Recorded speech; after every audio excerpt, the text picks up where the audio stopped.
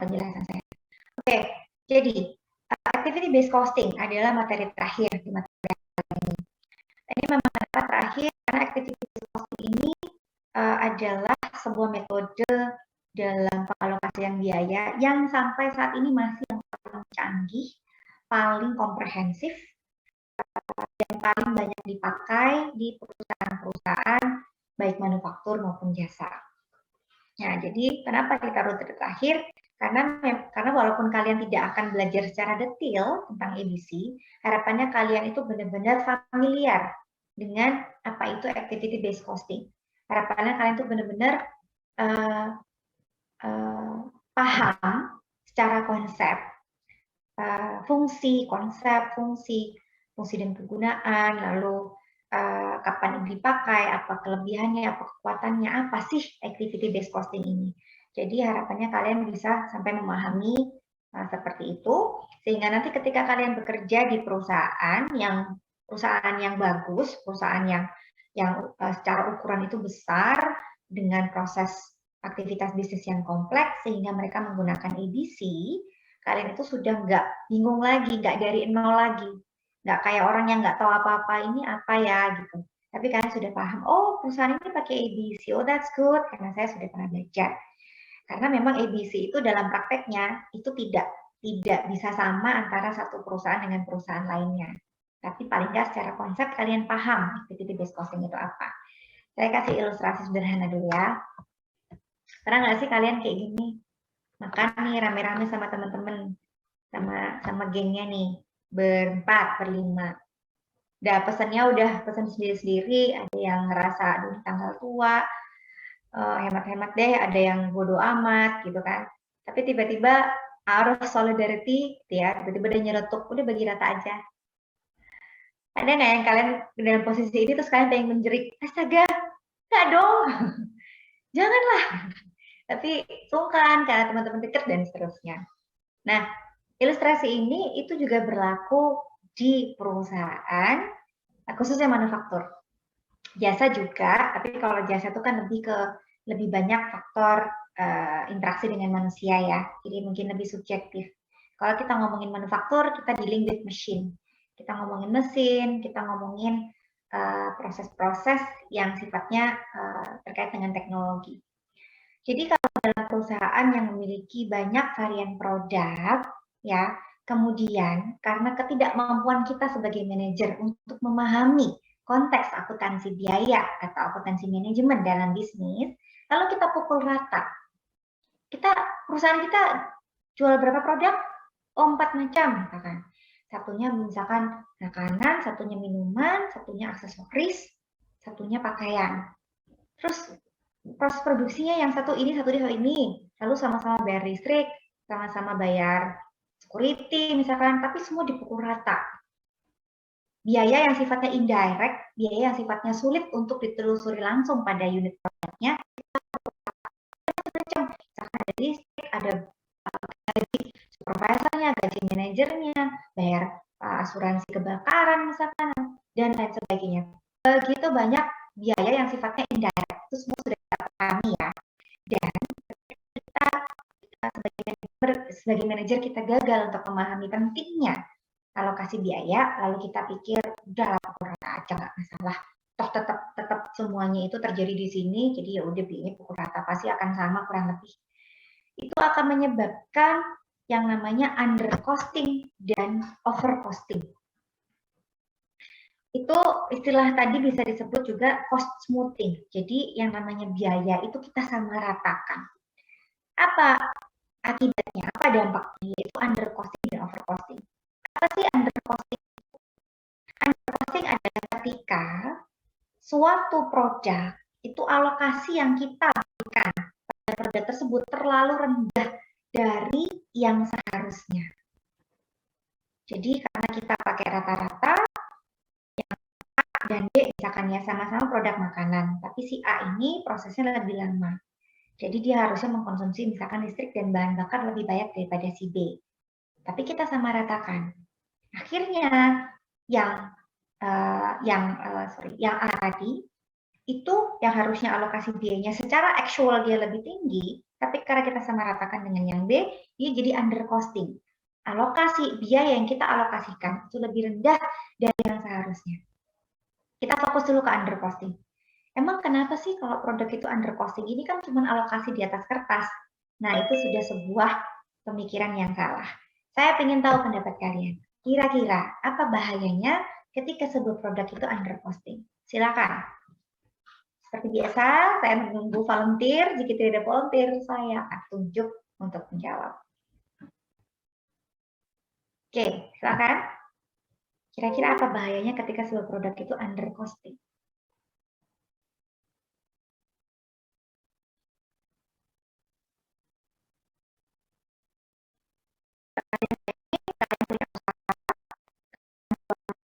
ABC, lalu yang A ini laris ya, tapi dia under costing. Nah, kira-kira apa yang akan kalian alami? Apa yang akan kalian rasakan ketika ada sebuah produk yang laris, jual, tapi under costing?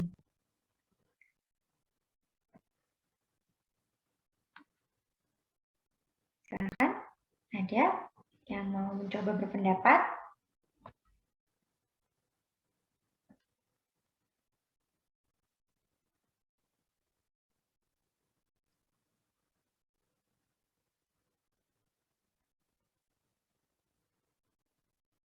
Oke, saya tunjuk ya. Matthew Ken. Ada?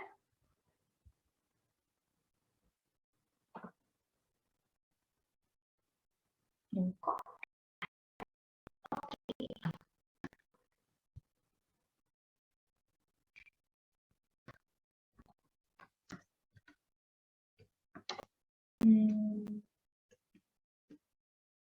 Nicholas Fernaldi.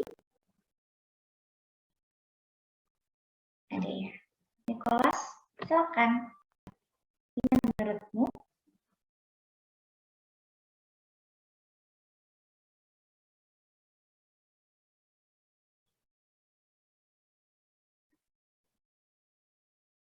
Halo, Nicholas. Apakah kamu away?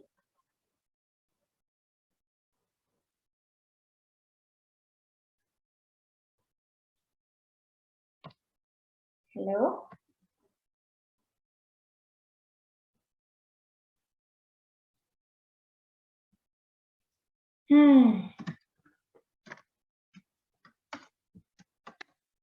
Nggak respon, langsung saya nolin partisipasinya ya, seperti biasa. Oke. Nia Audina. Halo Nia. Iya, halo Bu. Oke, gimana pendapatmu tentang undercosting tadi? Kalau menurut saya, kalau produk undercosting itu ya mungkin peminatnya dari konsumen itu lebih banyak, tapi nanti dari sisi penjualnya sendiri itu rugi, soalnya nggak bisa muter uangnya buat beli barang lagi gitu Bu. Yang menyebabkan rugi apa? Kan keuntungannya yang didapat itu kecil. Ya, very good. Very good nih. Ya, itu jawabannya ya. Jadi, undercosting itu kan artinya, misalkan, kalau kita mengalokasikan biaya dengan benar, nilai sebuah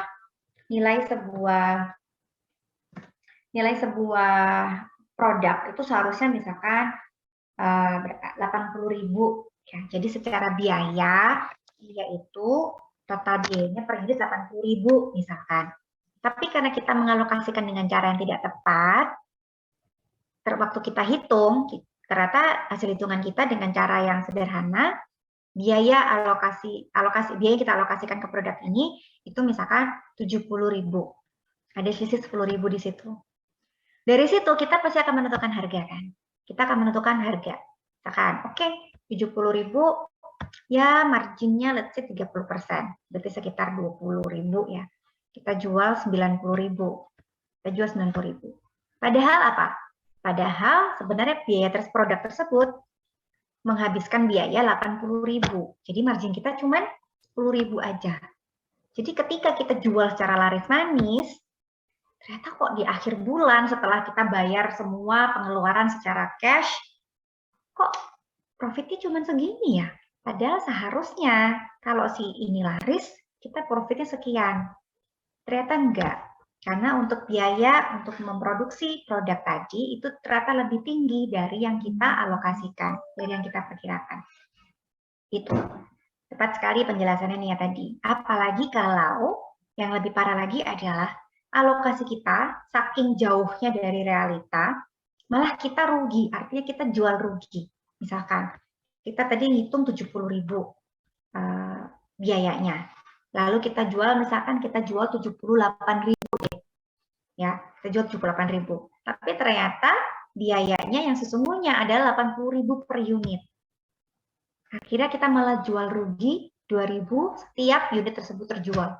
Jadi semakin banyak kita jual produknya, malah semakin besar kerugian kita. Itu sangat-sangat fatal. Nah, itulah pentingnya sebagai calon manajer kalian paham fungsi dan peran dari activity based costing.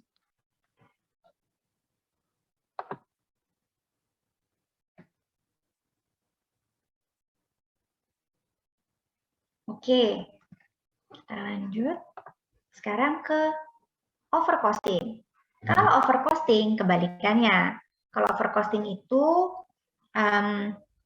ketika kita pakai cara yang sama, cara yang sederhana, kita rata-ratakan, tapi karena si produk B ini secara unit lebih banyak, misalkan ya, secara unit dia lebih banyak, akhirnya dia dapat beban biaya yang lebih besar. Dia dapat beban biaya yang lebih besar. Nah, padahal kalau dihitung dengan lebih detail, seharusnya biayanya nggak sebesar itu. Akhirnya, apa yang akan terjadi? Akhirnya, dampak apa yang akan dirasakan oleh perusahaan jika sebuah produk itu overcosting? Jadi, kurang lebih kebalikannya seperti undercosting ya. Cuman kira-kira dampaknya apa? Dampaknya akan berbeda. Silakan, ada yang mau pendapat?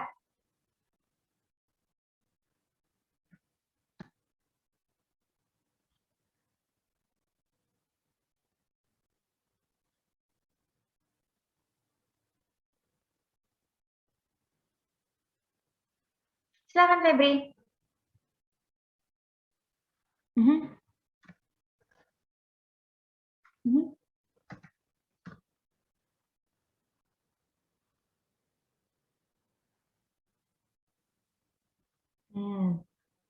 Oke. Oke, ada lagi? Ada yang setuju? Ada yang mau menambahkan? Saya mau Silakan nambahin. Ellen. Ya. Mungkin menurut saya karena overcosting jadi dia harga produknya jadi lebih mahal daripada pasaran gitu. Yes, very good. Nah, itu penjelasan yang tepat. Jadi, ketika kita mengalokasikan secara lebih dari yang seharusnya, itu artinya actual-nya nanti yang kita bayar itu sebenarnya lebih kecil. Actual nanti yang kita bayar itu lebih kecil. Itu namanya over costing, over allocation. Jadi kita mengalokasikannya secara estimasi, kita mengalokasinya tuh terlalu tinggi. Misalkan seharusnya senilai sebuah produk itu 50.000 nilai biayanya ya. Tapi kita pakai pendekatan costing yang kurang akurat sehingga hitungan kita 60.000. Nah, pada akhir bulan ketika kita harus membayar semuanya secara cash, kita akan ngeluarin duit berapa? 50.000. Tapi kita bebankan yang kita alokasikan di atas kertas 60.000. Nah, sekarang mungkin lalu ada sebagian yang bertanya, loh ya sudah toh, berarti kan kita nggak rugi toh, kita bayar cuma 50.000. Nah, kerugiannya apa? Kerugiannya tadi yang dijelaskan oleh Ellen. Ketika di atas kertas kita melihat angka 60.000, kita akan jual pasti lebih tinggi kan? Kita jual misalkan tadi 80.000, 90.000, ketika kita mau 30% margin misalkan, kita jual 50.000. Padahal di pasaran harganya sekitar 5 gitu misalkan. Nah, jadi kita mau tetap margin, jadi kita jualnya lebih mahal dari kompetitor. Yang namanya jual lebih mahal dari kompetitor itu sudah pasti akan berpengaruh negatif terhadap penjualan. Kita kan sebisa mungkin jual sebagus mungkin dengan harga semurah mungkin pasti kan. Jadi ketika kita jual dengan harga yang lebih mahal, itu mau tidak mau akan berdampak negatif terhadap penjualan. Padahal seharusnya kita bisa jual harga dengan lebih murah. Karena kita saat itu atau perhitungan kita tidak akurat, pengambilan keputusan kita dalam menentukan harga tepat sehingga berdampak pada potensi penjualan yang rendah, yang tidak optimum. Fatal. Ya kan? Kalau kalian jadi manajer, setelah akhir tahun ya, akhir tahun analisis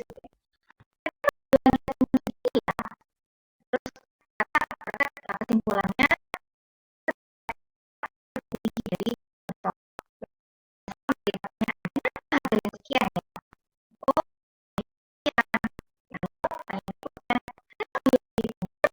gitu. Nah, biaya kita salah alokasi atau kurang akurat. Menjadi sebuah yang akan menjadi beban manajer. Nah, sehingga kita benar-benar harus paham bahwa dalam mengalokasikan biaya itu harus akurat mungkin dan edisi itu menjadi jawabannya.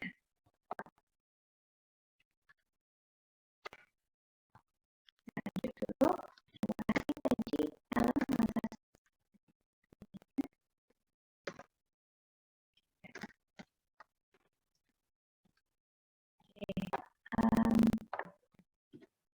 Nah, jadi ABC itu adalah sebuah cost system yang refined ya, dalam arti cost system yang lebih akurat, lebih canggih ya, cost system yang disempurnakan. Nah, jadi kalau yang kita pelajari selama ini, itu walaupun berbagai macam metode yang kalian pelajari, ada yang variable costing, ada full costing, ada job order costing, ada proses costing, ya, biaya bersama, semua yang kalian pelajari selama ini. Kalau kalian perhatikan, setiap ada soal untuk mengalokasikan biaya overhead, ya, setiap ada soal yang mengalokasikan biaya overhead, itu hanya menggunakan satu rate saja, hanya menggunakan satu tarif saja.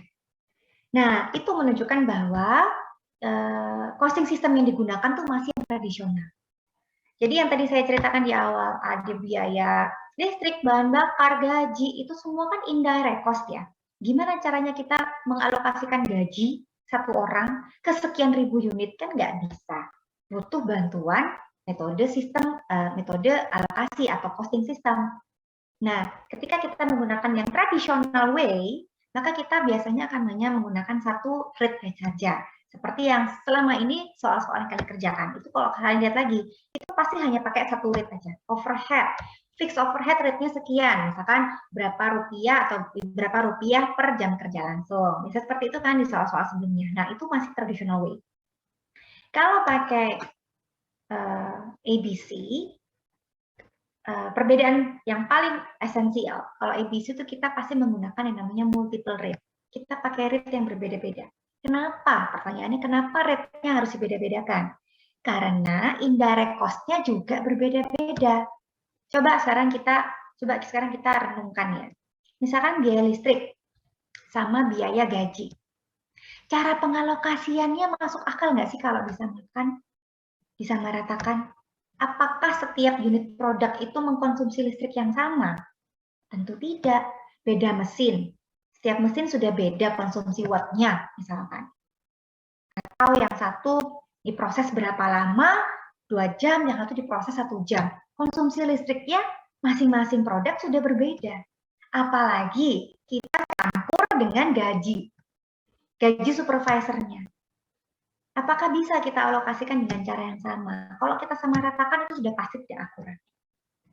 Maka ABC itu menggunakan yang namanya aktivitas atau cost driver, activity driver, sebagai penentu tarif alokasi indirect cost.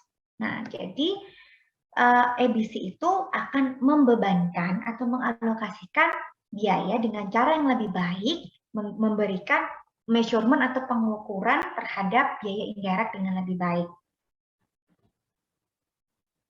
Nah, tentu saja ABC ini kompleks ya. Jadi secara sistem juga kompleks sehingga memang membutuhkan kekuatan information technology, membutuhkan information technology yang advance.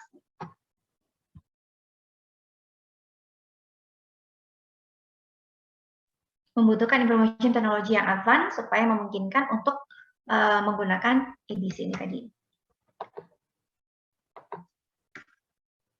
Oke. Pertanyaannya, kenapa sih kok kita harus pakai ABC ya kalau kalian masih belum yakin ya? Kenapa harus pakai ABC? Satu, yang namanya product diversity itu semakin tinggi. Keanekaragaman produk itu semakin luar biasa. Contohnya, produk favorit kita bersama, Indomie. 10 tahun yang lalu, apa varian Indomie? Palingnya Indomie goreng sama Indomie kuah. Sudah. Atau yang premium ya, yang bungkusnya beda tuh, yang aluminium foil, bungkusnya bukan plastik tapi aluminium foil, Indomie keriting, Indomie mie keriting. Itu aja misal. Ya katakan itu aja lah, kayaknya memang cuma 3 itu aja misalkan ya. Sekarang Indomie ada apa aja? Puluhan. Ya belasan lah ya, nggak puluhan. Ada rasa rendang, ada rasa sambal hijau, apalah aneh-aneh. Rasa bulgogi. Apakah itu semua biayanya sama? Ya enggak dong. Bumbu sambal hijau sama bumbu bulgogi itu pasti akan beda harganya. Jadi kalau ada produk dengan varian rasa aja yang berbeda, pasti ada perbedaan biaya. Entah signifikan atau enggak, kita nggak ngerti ya. Tapi gambarannya seperti itu. Sekarang ini namanya variasi produk semakin tinggi, produk diversity itu semakin beragam. Jadi kalau kita berpegang pada traditional way, costing system yang tradisional, pokoknya diratakan sama rata, sudah pasti tidak akan akurat. Yang namanya kemungkinan under costing dan over costing itu sangat tinggi. Antara kalian jual rugi, atau kalian nggak berhasil ngejual karena terlalu mahal ngasih harganya, karena kalian takut rugi, padahal hitungan biayanya yang salah. Itu ya. Yang kedua, increase in indirect cost. Yang namanya biaya dengan kompleksitas teknologi sekarang ya, proses bisnisnya semakin kompleks, teknologi semakin kompleks. Jadi biaya itu semakin sulit ditelusuri ke produknya. Kalau dulu kalau manual gitu ya, misalkan bikin kue manual. Tepung dijadikan adonan, ya, kemudian didiamkan dulu, kemudian baru diolah jadi dipanggang menjadi kue, menjadi roti misalkan. Tahapannya hanya 2 macam aja. Bikin adonannya, lalu dibikin jadi roti, lalu di packaging 3 macam aja. Tapi kalau kita ngomongin perusahaan-perusahaan yang kompleks, perusahaan-perusahaan yang menggunakan teknologi, itu nggak bisa cuman 1-2 tahap aja, pasti tahapannya banyak. Kita ngomongin Coca-Cola deh. Ya, sayang sekali karena pandemi kalian nggak ada kesempatan ya. Nggak apa-apa, kalian sebenarnya bisa cari di YouTube video-video tentang visit ke factory supaya kalian ada gambaran. Tapi intinya adalah kita contohkan Coca-Cola aja, kita bayangin aja ya. Coca-Cola tuh gimana sih tahapan pertamanya? Pasti berangkat dari botolnya, ya. Dia bisa paralel sih. Jadi misalkan tehnya dibuat gitu ya, lalu botolnya juga diproses. Apa saja proses yang terjadi pada botolnya? Pasti pertama dicuci, kemudian disterilkan, kemudian baru diisi air, diisi tehnya dengan mesin, kemudian bottlingnya ditutup, kemudian proses quality check. Itu aja sudah berapa tahap, itu baru botolnya doang, belum bikin tehnya. Sekian banyak proses itu pasti akan menimbulkan biaya, dan biaya itu akan semakin sulit untuk kita alokasikan ke masing-masing produknya, sehingga kita butuh bantuan costing system yang canggih, yang akurat. Alasan yang ketiga adalah competition in product market. Ketika costing system itu sungguh akurat sehingga kita bisa mendapatkan perhitungan biaya yang tepat, kita bisa belajar dari situ. Kita bisa melakukan yang namanya improvement. Kita bisa mengambil keputusan yang sifatnya strategic decision. Misalkan, kenapa ya alokasi untuk packagingnya itu kok lebih besar daripada raw materialnya? Padahal kan customer itu beli, yang dia mau beli itu kan isinya. Kok biayanya lebih mahal packagingnya? Misalkan, oh ternyata karena proses packingnya tuh begini. Nah, itu bisa menjadi sebuah area of improvement. Bisa nggak kita bikin proses yang lebih efisien sehingga dalam proses packagingnya itu biayanya nggak setinggi ini. Dengan demikian kita bisa menurunkan biaya antara kita jual lebih murah atau kita jual dengan harga yang sama, yang artinya margin kita yang akan meningkat. Ujung-ujungnya itu pasti profitabilitas perusahaan. Itu semua tidak akan bisa dilakukan jika kalian tidak memiliki data yang akurat tentang biaya. Dan ABC itu sangat memungkinkan manajer untuk bisa mendapatkan informasi tersebut.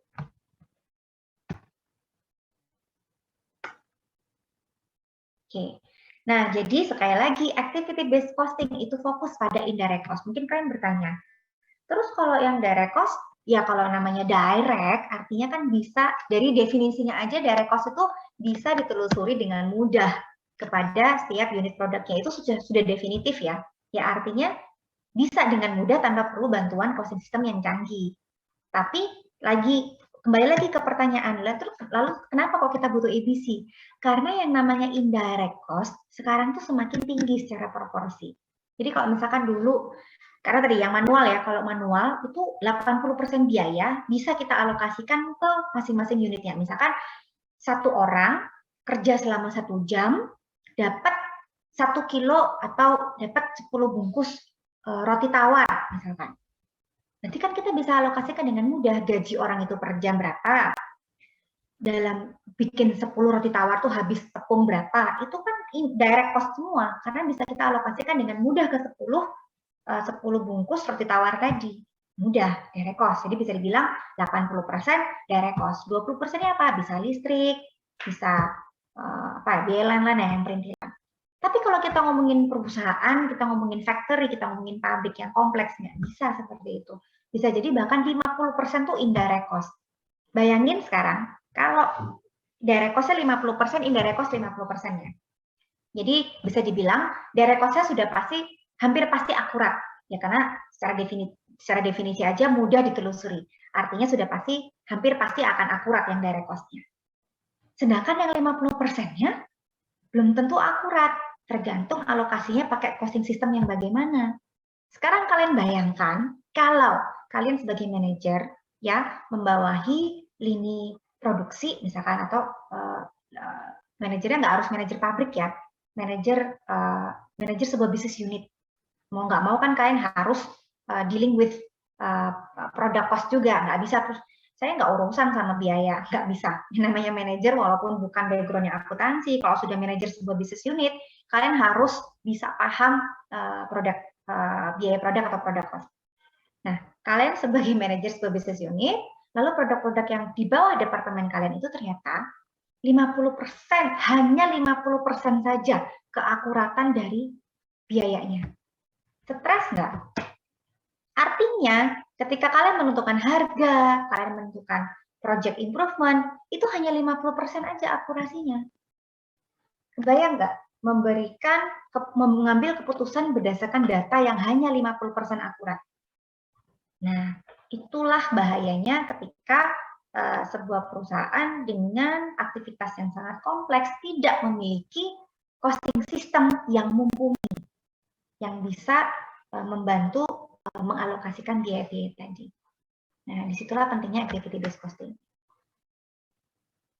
Oke. Jadi, what is the logic behind ABC system? Apa yang menjadikan ABC system itu sebuah costing system yang sangat baik, yang sangat akurat? Adanya activity specific cost allocation basis. Jadi seperti yang saya jelaskan tadi, basis pengalokasian dalam ABC itu aktivitas. Karena apa? Ya aktivitas itulah yang menjadi penentu sebuah biaya apakah tinggi atau rendah. Misalkan tadi, gaji supervisor. Apa sih aktivitasnya? Aktivitas yang menjadi dasar alokasi atau basis alokasi biaya gajinya supervisor itu apa? Ya supervisor itu ngapain? Oh, supervisor itu ya datang 8 jam sehari, lalu dia mensupervise, dia hadir, dan mensupervise semua produk yang diproduksi pada saat itu. Nah, berarti basis alokasinya kehadirannya dia kan, jam kerjanya dia kan, berarti jam kerja supervisor. Jam kerja supervisor menjadi basis alokasi biaya gaji supervisor. Bisa nggak kita campur sama biaya listrik? Nah, seperti ilustrasi yang saya jelaskan sebelumnya, ya nggak bisa, nggak nyambung.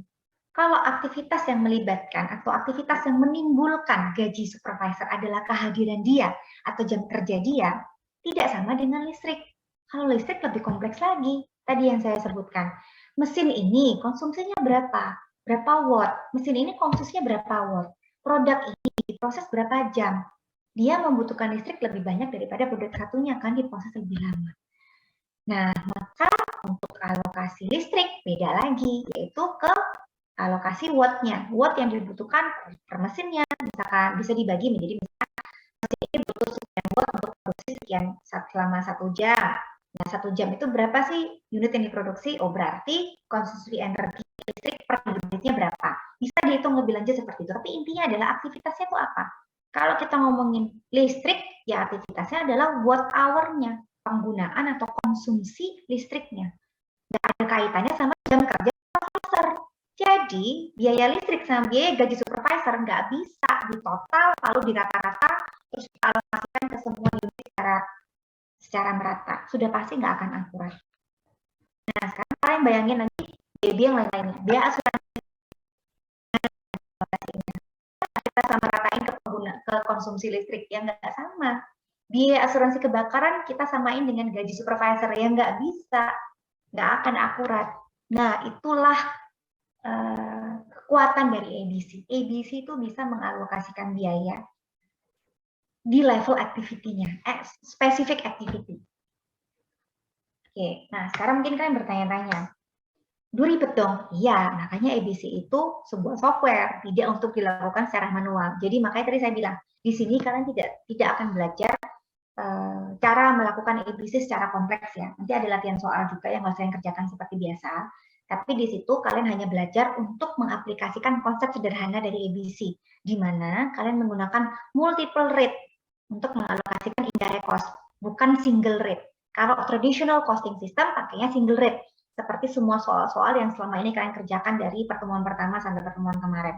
Itu semua traditional way. Karena kalau kalian diminta mengalokasikan overhead, pasti pakai satu rate aja. Saya jam kerja langsung, atau biaya tenaga kerja, dan seterusnya. Kalau ABC, kalian menggunakan multiple rate berdasarkan aktivitas yang terkait terhadap biaya tersebut. Nah, itu yang akan kalian pelajari dalam mengerjakan soal.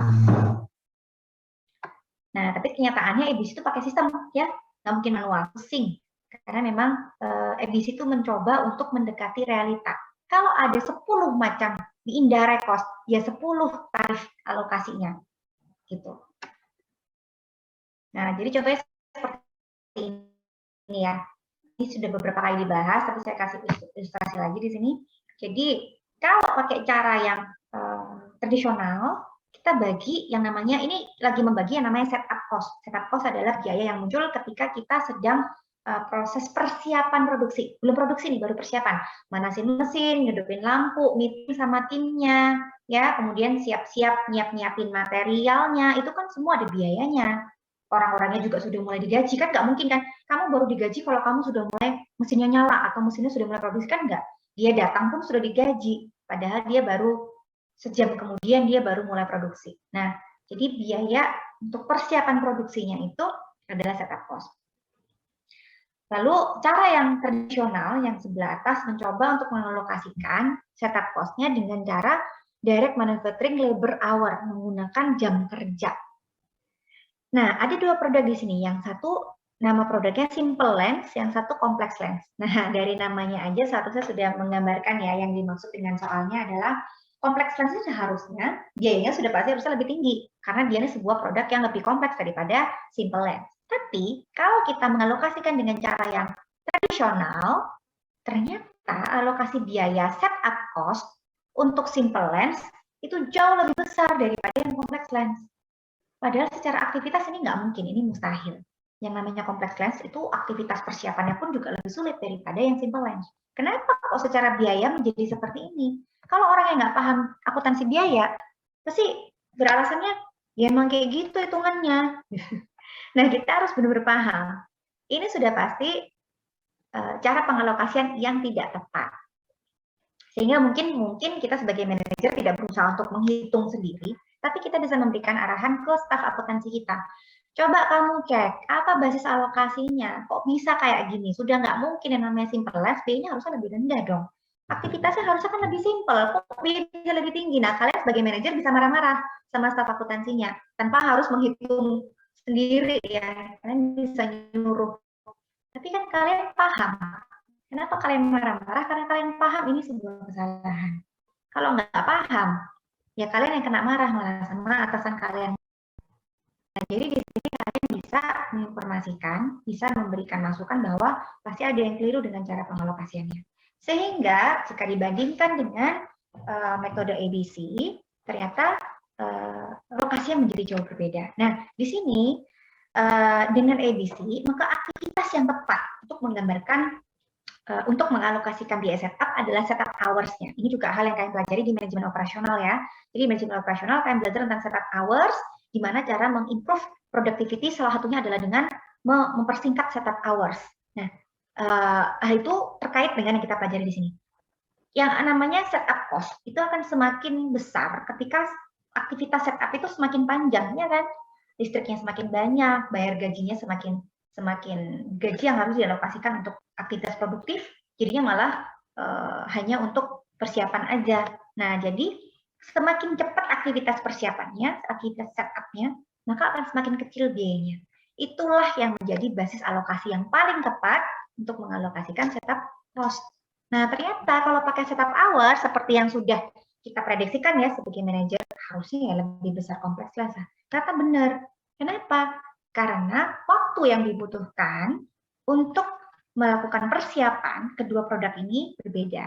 Untuk persiapan produk simple lens, itu cuma 500 jam. Sedangkan untuk kompleks lens itu 1.500 jam, 3 kali lipatnya. Sehingga secara biaya alokasinya juga 3 kali lipatnya. Nah, seperti inilah ilustrasinya. Ketika sebuah perusahaan dengan aktivitas proses bisnis atau proses manufaktur yang kompleks tidak menggunakan costing system yang mumpuni. Fatal sekali. Oke, nah sekarang ini tidak akan saya jelaskan detail ya, jam setengah 12. Bukan karena keterbatasan waktu juga, tapi memang lebih baik kalian belajar dengan ritme masing-masing, dengan kecepatan masing-masing. Sedangkan kalian setelah kelas ini, atau kalau ada jam istirahat ya, atau hari ini ya, kalian silakan buka buku BHDR halaman 329 dan halaman 331. Di situ ada contoh ilustrasi soal dan tahapan dalam mengalokasikan biaya menggunakan activity based costing. Silakan dipelajari secara mandiri, pahami dengan tempo masing-masing. Kalau yang sekali baca langsung mudeng ya silakan. Kalau yang butuh 2 kali 3 kali baca silakan. Coba pahami eksibisi 11.3 dan eksibisi 11.4 halaman 329 dan 331. Nah, secara umum langkah-langkah dalam mengaplikasikan ABC adalah yang pertama kita mengidentifikasi cost objeknya. Produk apa nih yang mau kita alokasikan biayanya. Kemudian kita identifikasi direct cost-nya. Ya, karena sekali lagi ABC kan fokusnya ke indirect cost ya. Jadi yang tidak indirect kita kesampingkan dulu. Mana nih yang direct cost? Oh ya udah, direct cost sudah bisa dihitung sendiri. Baru sekarang kita fokus ke indirect cost-nya. Kita pilih cost allocation basis-nya. Kemudian kita identifikasikan indirect cost, kita pasang-pasangkan. Indirect cost yang ini cocoknya dengan basis alokasi ini karena mencerminkan aktivitas yang menimbulkan biaya dan seterusnya. Lalu kita hitung tarifnya. Nah, seperti tadi saya bilang, kalau namanya ABC, kalau memang ada 10 indirect cost dengan 10 aktivitas yang berbeda, ya rate-nya ada 10. Ya, nanti kalian akan coba mengerjakan dalam soal ketika kalian diminta untuk menghitung indirect cost dengan multiple rate. Ya, selama ini pakai single rate, di soal hari ini pakai multiple rate. Kemudian jika sudah dihitung rate-nya, maka tinggal dikalikan, dialokasikan ke cost objeknya. Lalu kita total dengan direct cost yang sudah kita pinggirin tadi, kita totalin lagi, dapatlah kita total biaya pada unit pada cost objek tersebut dengan metode ABC. Nah, yang perlu kalian ketahui, karena ABC itu memang kompleks, ya dia benar-benar mengikuti aktivitas yang terjadi. Nah, yang namanya aktivitas itu memang sangat beragam, sehingga ABC mencoba untuk memfasilitasinya dengan membagi hierarki menjadi 4 level berikut. Yang pertama adalah unit level. Unit level artinya ketika sebuah aktivitas itu memang terjadi secara bersamaan, secara merata terhadap masing-masing unitnya. Contohnya misalkan labeling. Yang namanya proses labeling itu aktivitasnya gimana sih? Ya mesin nempelin stiker ke produk. ya, pluk, pluk gitu ya, lewat, ditempel lagi lewat, ditempel lagi lewat. Itu proses aktivitas labeling. Mau produk apapun, proses labelingnya sama, ya kan? Dan ini berlaku pada masing-masing produk. Artinya, biaya labeling itu akan sama pada masing-masing produk. Ini yang disebut unit level. Jadi biayanya akan rata pada masing-masing unitnya. Sekarang, kalau yang batch level, contohnya adalah setting up laser engraving equipment buat setiap batch-nya, keychains. Nah, jadi ada keychains itu gantungan kunci ya. Di grave itu di apa sih? Di engrave itu di apa sih istilahnya? Dia bisa bantu apa sih bahasa Indonesia-nya? Kalau apa sih bahasa Indonesia-nya? Ditulisin namanya atau digambar-gambarin apa sih istilahnya? Pakai solder itu loh. Dia bisa bantu? Itu apa ya istilahnya?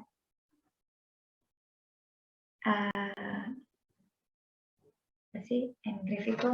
Diukir ya, Bu? Ya, betul sekali. Diukir, diukir. Yang pakai solder itu, misalkan. Engrave itu biasanya dia perlu diukir gitu kan, perlu diukir dia pakai laser, ya diukir pakai laser. Nah, laser ini harus diganti setiap batch. Jadi satu kali batch itu satu kali produksi ya, satu kali produksi 100 unit. Lasernya dipasang. Misalkan biaya lasernya itu biaya untuk setting up laser ya. Jadi bukan ganti mesinnya, tapi persiapan mesinnya itu kan juga butuh biaya. Misalkan dibersihin dulu, dipasang lagi apa segala macam. Biayanya misalkan 10.000. Jadi setiap kali ganti batch produksi itu muncul biaya 10.000. Artinya batch yang pertama nih, setting up laser 10.000 kan, keluar biaya 10.000. Yang diproduksi berapa? 100 unit. Berarti biaya yang melekat pada setiap unitnya adalah 10.000 dibagi 100. Oke. Batch kedua, muncul biaya lagi 10.000 karena harus setting up lagi, harus disetting lagi lasernya. Muncul biaya 10.000. Yang diproduksi berapa? 80. Berarti biaya per unitnya berapa? 10.000 dibagi 80. Nah, maka biaya setting up laser ini untuk batch yang pertama, batch yang A dengan batch yang B, per unitnya sama atau beda? Beda, karena memang biayanya itu berlaku pada level batch-nya. Kalau kita hitung dengan cara, di total aja udah 10.000 tambah 10.000, 20.000, total produksinya berapa? 180, ya udah bagi aja 180. Nah, itu sudah tidak tepat. Itu bukan ABC, itu traditional way. Kalau ABC itu bisa sampai seperti itu. Oh, biayanya sama-sama nih, tapi biayanya ini di level batch. Artinya, berapapun unit yang diproduksi pada batch tersebut, biayanya akan sama. Gitu. Jadi tidak bisa kita samaratakan semua unit. Kita hanya bisa samaratakan ke semua batch produksi.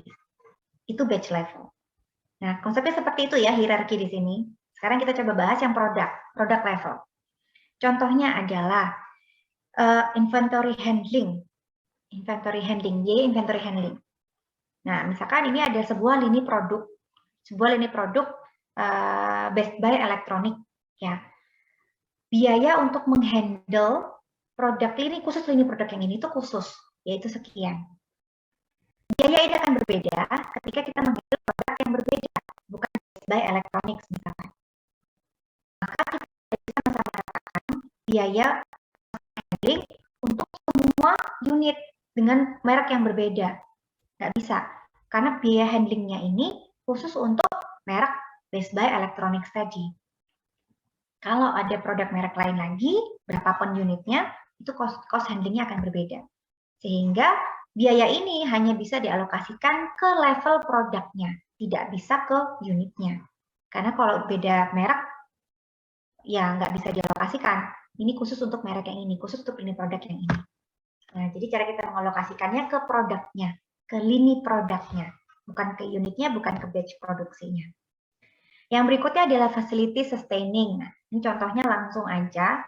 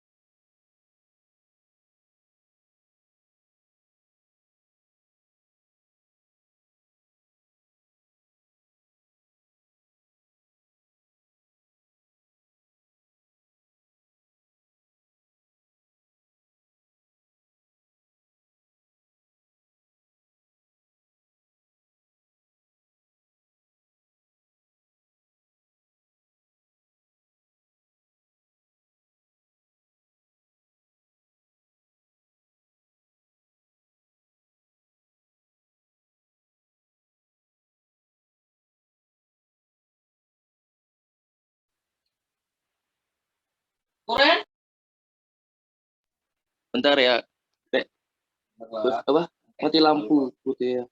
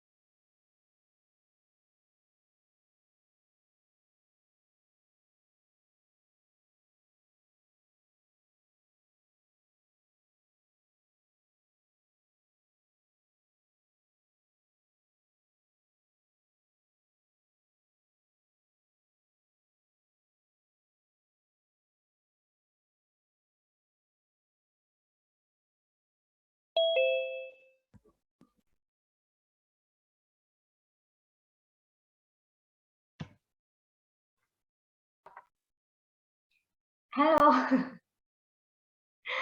mati listrik. Agak kaget. Langsung gelap gulita. Sebentar ya. Oke, sama itu dia. Oke, kita lanjut ya ke sini. Oke. Tadi kita kayaknya bahas yang facility sustaining ya. Jadi kita langsung belajar dari contoh. Ya, kita belajar dari contoh. Oke. Contohnya adalah gaji manajer. Nah, misalkan nih ya, sebuah produk, katakan produk apa ya? Kalau Nescafe itu cuma di situ. Saya coba ingat-ingat teman dulu. Saya masih di Nestle. Ketika ada produk yang sama tapi diproduksi di dua pabrik yang berbeda. Kalau Nestle itu beda pabrik, beda produk. Ya, kita bayangkan aja ya. Jadi ketika ada sebuah produk yang diproduksi di pabrik yang berbeda, apakah masuk akal? Oh ya, masuk akal. Bisa jadi, bisa banget itu terjadi. Jadi produk ini diproduksi di pabrik A dan pabrik B. Kebetulan pabriknya misalkan di dua kota yang berbeda. Misalkan yang satu di luar Jawa, yang satu di Jawa. Kira-kira akan berbeda nggak biayanya? Pasti akan berbeda. Nah, ini ada contoh ketika ABC itu bisa mengakomodasi di level facility atau di level pabrik tadi. Misalkan gaji manajernya deh. gaji manajer si A dengan gaji manajer pabrik A yang di luar Jawa dengan gaji manajer pabrik B yang di Jawa. Beda nih gajinya. Nah, bisa nggak kita alokasikan, kita total aja gaji mereka berdua, lalu kita alokasikan secara merata ke semua unit yang diproduksi oleh kedua pabrik tersebut. Nah, nggak bisa, karena gajinya si manajer A yang di luar Jawa itu bisa jadi lebih tinggi daripada gaji yang di Jawa. Ya, bukan berarti yang di Jawa sudah pasti gaji lebih tinggi, ya belum tentu. Karena bisa jadi manajer yang di luar Jawa tadi selain lebih senior, dia juga sebenarnya bukan penduduk lokal, jadi dia meminta insentif yang lebih besar karena dia harus jauh dari keluarganya dan sebagainya, sehingga gajinya lebih tinggi daripada gaji manajer yang di Jawa. Nah, jadi gajinya tidak bisa disamaratakan, tidak bisa dialokasikan semua unit produksi yang diproduksi oleh pabrik yang di luar Jawa tadi. Nah, berarti di sini levelnya adalah level pabrik. ABC juga bisa seperti itu. Semua pakai software, tapi kalian paling nggak paham. Oh, harus pasti beda dong. Harusnya beda, karena gaji manajernya seperti ini misalkan. Itu harusnya kalian paham ketika menggunakan ABC ya di perusahaan nanti kalian bekerja. Anyway, itu tadi keempat contoh level ABC hierarchy. Lalu let's see what we have next. Oke. Nah, cara menghitungnya cuma sederhana. Kalau sebelumnya kalian pakai single rate, sekarang pakai multiple rate. Jadi nggak akan saya bahas detail, kalian coba hitung sendiri. Kita bahas kalian minggu depan pada saat kelas di awal kelas seperti biasa. Ya, pokoknya kalian coba pelajari dari PHDR aja. PHDR Exhibit 11.3, 11.4. Nah, di situ kalian mencoba pahami langkah-langkah ABC. Selanjutnya untuk soal-soalnya hanya alokasi sederhana saja, nggak usah bingung. Oke. Nah, lalu terakhir saya ingin sampaikan tentang activity management. Waktunya cukup. Jadi kalau waktunya cukup saya bahas soalnya, kalau enggak nggak usah. Activity based management intinya ketika satu menggunakan e-costing, pasti dia punya informasi yang lebih akurat daripada perusahaan sebelah, misalkan perusahaan sebelah yang belum pakai ABC. Pasti kita lebih akurat informasinya. Nah, itu akan mempengaruhi cara manajer dalam mengambil keputusan. Activity management adalah keputusan manajemen yang menggunakan informasi activity based costing. Tujuannya contohnya saya sebelumnya ya, dengan ABC kita bisa tahu mana yang bisa kita improve, bisa memuaskan customer kita. Kemudian yang kedua, manage profitability. Bisa juga kita tidak jual dengan harga yang lebih rendah, kita jual dengan harga yang sama, tapi karena kita berhasil melakukan improvement,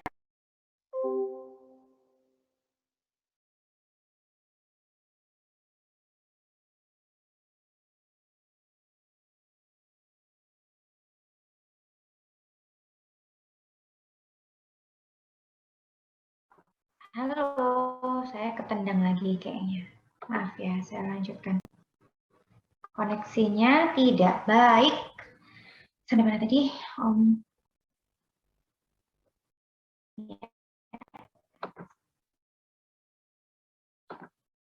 Oke.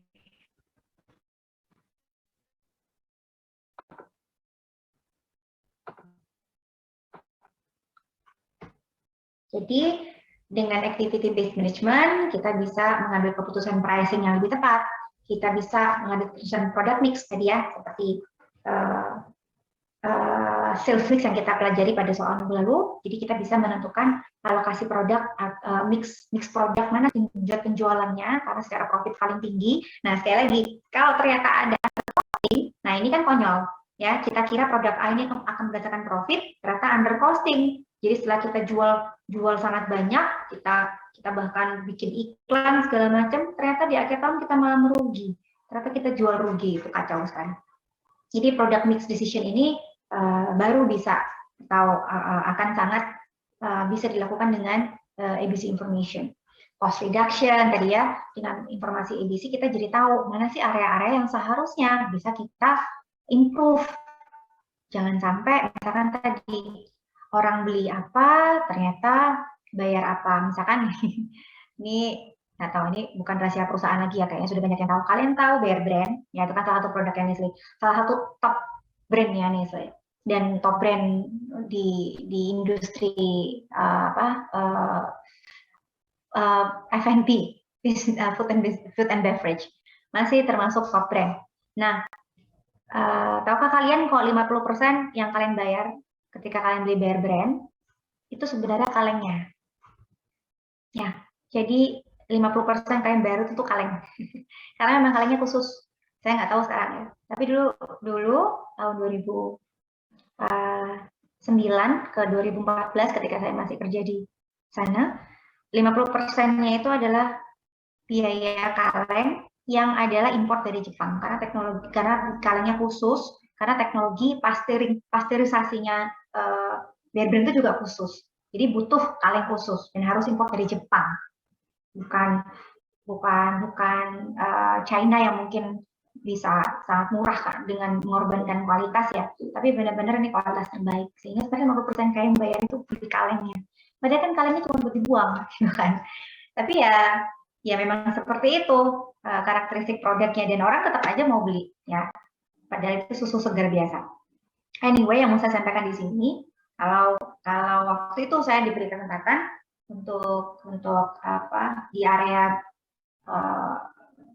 Bear Brand, waktu saya nggak pegang produknya, cuma saya tahu laporannya, maka akan sangat meaningful ketika kita memberikan saran bahwa bisa nggak sih kita improve di bagian packagingnya, karena bukan sekedar kualitas produk aja yang kita perjuangkan, tapi juga customer kita. Ya, mungkin customer kita nggak tahu, makanya selama ini mau aja beli Bear Brand. Ketika mereka tahu bahwa separuh harga Bear Brand itu sebenarnya harga kalengnya, mungkin itu akan mempengaruhi mereka menjadi tidak puas, atau mereka menjadi tidak lagi loyal dan seterusnya. Bisa nggak sih kita improve, karena apa sih yang diinginkan customer? Ya mereka ingin kesehatan yang didapatkan dari produknya, ya kan? Kenapa mereka harus bayar mahal untuk kalengnya, yang hanya untuk dibuang, misalkan, atau untuk di recycle dan seterusnya. This kind of information, this kind of decision making tidak akan bisa dilakukan tanpa informasi dari ABC. Itulah esensi dari activity based management, di mana manajer mengambil keputusan berdasarkan informasi ABC. Oke. Jadi sekali lagi activity based management adalah ketika kita fokus dalam proses value analysis, jadi kita tidak lagi sekedar menghitung dan mengalokasikan biaya, tapi kita gunakan informasi untuk pengambilan keputusan. Yang pertama adalah proses value analysis. Kita analisis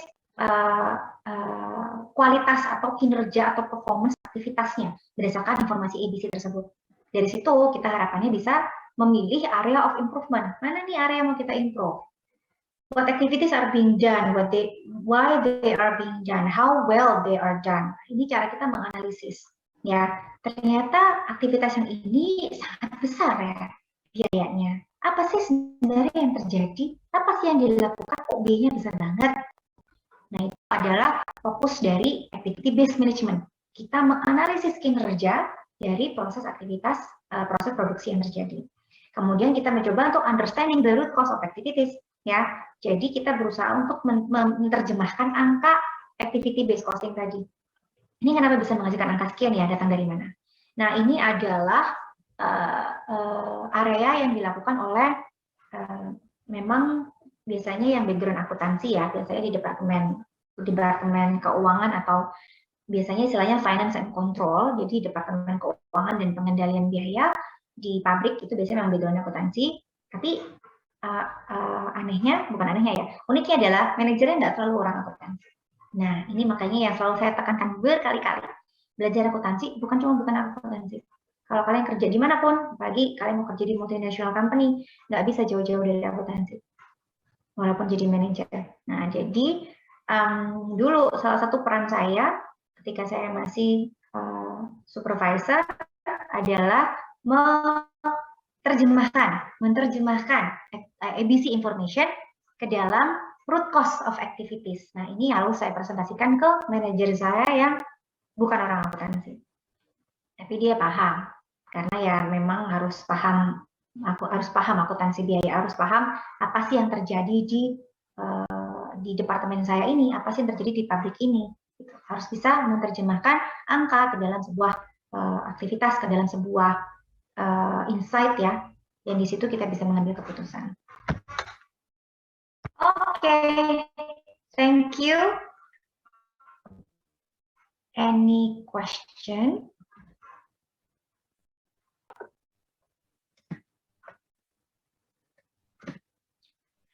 Dari 22 kenapa jadi tinggal 14 ya? Selain yang izin, participation point-nya saya nolin semua ya, seperti biasa. Oke. Jadi kalau nilai partisipasinya nggak bagus, udah nggak usah heran. Kalau memang teman-temannya banyak yang nggak ikut virtual meeting, ya sudah pasti anak nol. Oke. Apakah ada pertanyaan? Ada silakan yang mau diskusi. Masih ada waktu 5 menit.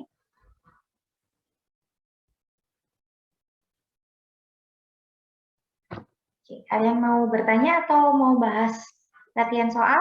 Masih ada waktu 5 menit. Atau mau udahan aja? Udah pusing? Bahas latihan soal nggak apa-apa, Bu. Latihan soal, oke. Oke.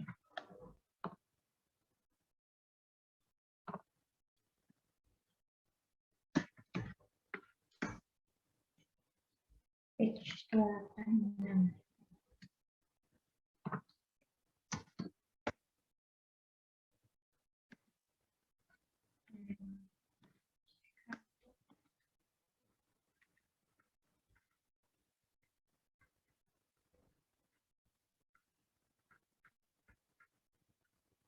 Oke.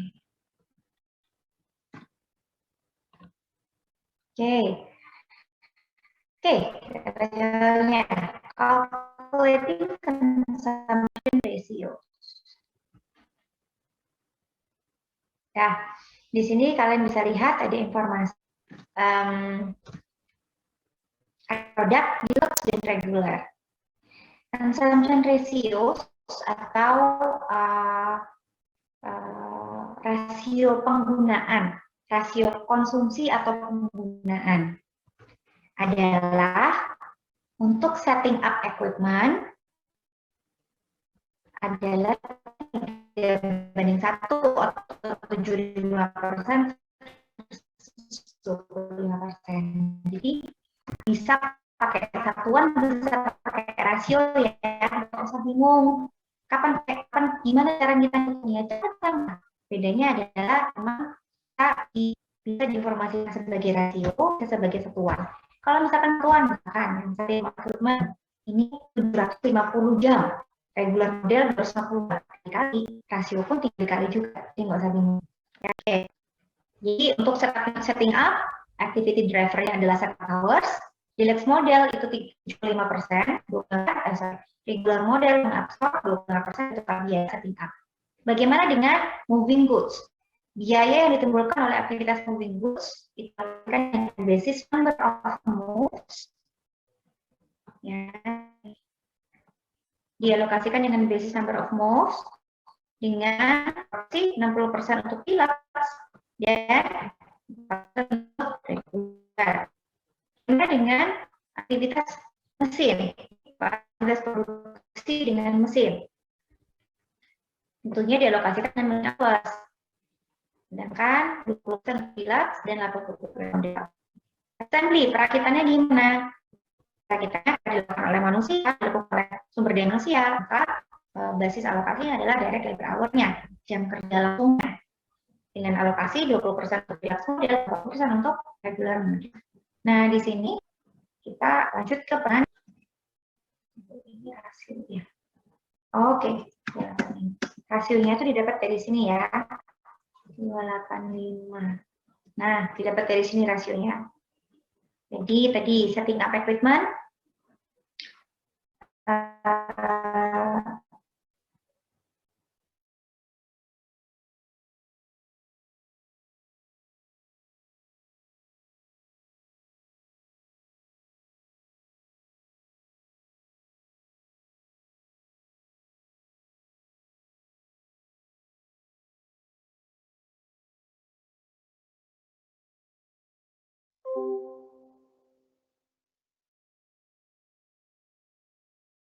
Oke, saya langsung lanjut aja.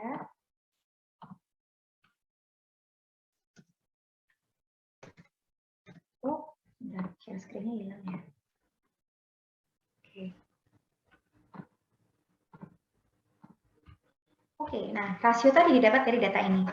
Jadi, ini ada activity usage. Yang diproduksi deluxe 10 unit, regular 100 unit. Prime cost, ingat ya, prime cost adalah direct material ditambah direct labor. Direct labor hour ditambah direct material sama dengan prime cost. Ini yang kalian pelajari di pertemuan pertama. Wajar kalau lupa, saya ingatkan. Prime cost adalah direct labor, direct raw material atau bahan baku langsung ditambah tenaga kerja langsung. Jadi sisanya tentunya adalah overhead-nya, indirect cost. Oke. Sekarang kita lihat direct labor hours-nya itu 20 banding 80. Dari sini dapatlah rasio tadi 20 banding 80. Machine hour-nya 10 banding 40. Ini juga dapat rasio 20% banding 80% tadi. Setup hours 3 banding 1. Nah, di sinilah dapat rasio 75% banding 25% tadi. Number of moves-nya 6 sama 4. Di sinilah dapat rasio 60% versus 40% tadi. Jadi rasionya itu didapat dari sini tadi ya. Nah, dari sinilah kalian menghitung rasio yang tadi ini. Oke. Rasio ini tadi. Itu rasio sangat sederhana ya. Tidak perlu dijelaskan lebih lanjut. Sekarang kita hitung rate-nya. Kita hitung rate-nya. Biaya-biaya ini, ada biaya-biaya ini. Biaya-biaya ini didapatkan semua dari soal. Nih, ya, ada di sini. Oke, biaya-biaya ini semua ada di soal. Jadi dari dari biaya-biaya tersebut kita menghitung rasionya. Gimana caranya? Kita menghitung tarifnya. Kita hitung dengan drivernya. Oke, setup rate 1000, setup hours ada 4, jadi 2500 per setup hour. Dari sini ya.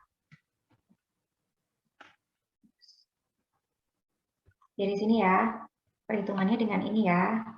Jadi kita mau membagi, kita menghitung tarif dengan cara kita bagi total biayanya dengan total activity drivernya. Oke, dapatlah tarifnya seperti ini. 1000 dibagi 4, 250, 1000 dibagi 10, 100, 1500 bagi 50, 30, 500 bagi 25. Dah, dapat tarifnya. Sekali lagi, gimana cara menghitung tarifnya? Yaitu total biayanya dibagi dengan total activity drivernya. Kenapa kok dibagi total ya? Karena kan kita kalikan, kita alokasikan kembali ke masing-masing activity drivernya, ke consumption rasionya. Nah, dari sini kita dapat rate, lalu kita tinggal menghitung.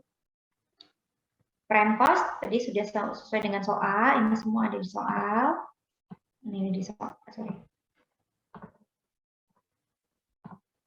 Ini ada di soal, ini ada di soal, sekarang setup hour-nya, indirect cost-nya. Setup hours, tadi rate activity rate-nya didapat dari perhitungan sebelumnya. Ini kita kalikan ke masing-masing activity driver-nya, ke masing-masing consumption-nya, consumption rate-nya. Jadi ya sudah, nih seperti ini ya, 250 dikali 3 setup hours, sekian. 250 bagi 1 dikali 1. Sekian untuk yang reguler dan seterusnya. Ya, didapatlah total manufacturing cost setelah kita, jangan lupa untuk kita totalkan prime cost-nya, yaitu direct cost total, direct cost untuk bahan baku dan tenaga kerja, kita total dengan yang lain-lainnya, indirect cost-nya. Ada 4 macam di sini, totalnya sekian. Baru kalau kita mengetahui unit cost-nya, kita bagi dengan jumlah unit yang diproduksi, dapatlah unit cost-nya sekian, dibanding unit cost regular sekian.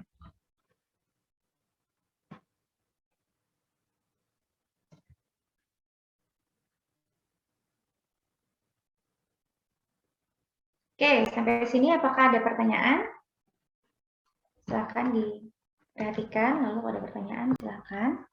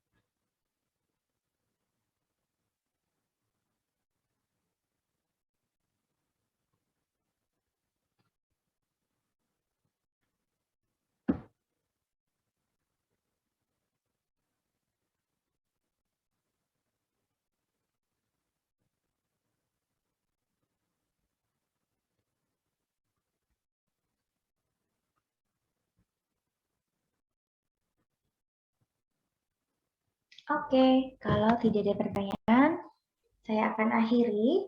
Jangan lupa minggu depan kuis ya. Minggu depan kuis untuk persiapan UAS. Jadi pelajari semua, termasuk activity based costing, dipelajari dari kalian mengerjakan soal. Pastinya akan kita bahas dulu ya. Jadi sebelum kuis kita bahas dulu, baru setelah itu kuis, terus dibahas lagi untuk persiapan UAS. Ya, benar-benar manfaatkan waktu dan kesempatan yang kalian punya untuk persiapan UAS ya. Karena UTS kemarin rata-rata kurang begitu baik. Jadi kalau ada pertanyaan dari soal-soal latihan yang sebelum-sebelumnya juga silakan. Lalu ya sudah itu aja. Silakan dikerjakan untuk latihan soal hari ini. Kita bahas minggu depan dan persiapan untuk kuis. Baik, terima kasih atas semua partisipasinya. Terima kasih sudah bersabar dengan banyaknya gangguan teknis pertemuan hari ini. Have a nice day. Sampai jumpa minggu depan. Selamat siang semuanya. Terima kasih, Bu. Terima kasih, Bu. Terima kasih, Bu.